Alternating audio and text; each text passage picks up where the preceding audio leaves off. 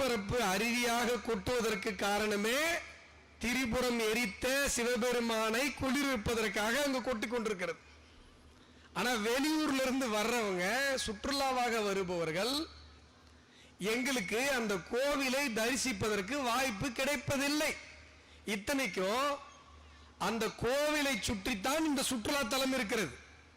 அந்த கோவிலை அவாய்ட் பண்ணிட்டு இந்த சுற்றுலா தலத்தை சுத்தி பார்க்கவே முடியாது. அருவிக்கு இந்த பக்கம் போனோம், போட்டிங்க்கு இந்த பக்கம் போனோம், நடுவில் சிவபெருமான்.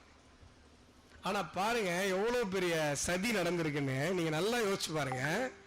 அருவிக்கு நடந்து போறதுல இருந்து, இந்த பக்கம் போட்டிங்க்கு நடந்து போறதுல இருந்து, நடுவுல நம்ம ஜடாதீஸ்வரர் மகாதேவர் கோவிலுடைய வாசல் மூடப்பட்டிருக்கிறது.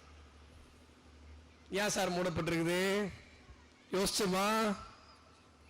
சரி, அருவிக்கு போற பக்கத்துல ஒரு வாசல் இருக்கா? இது கிழக்கு வாசல், அது வடக்கு வாசல், சரிதானே?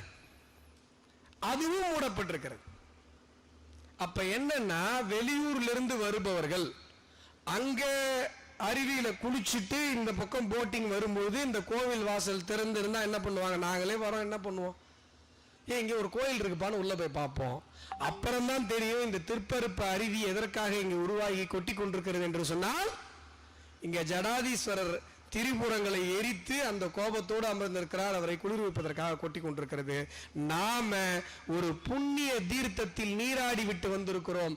நாம் வந்தது வெறும் சுற்றுலா அல்ல, ஒரு ஆன்மீக பயணம் என்பதை இங்கு வந்தவர்கள் உணர்வார்கள். உணர்வார்களா, உணர மாட்டார்களா?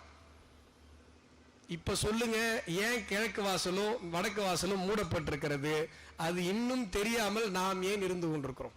இங்க மேடையில பெரியவர்கள் இருக்காங்க, ஆர்எஸ்எஸ்ல இருந்து மிக முக்கியமானவர்கள் இருக்காங்க.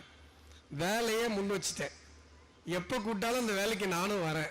இந்த 2 வாசலும் உடனடியாக திறக்கப்பட வேண்டியது நம்முடைய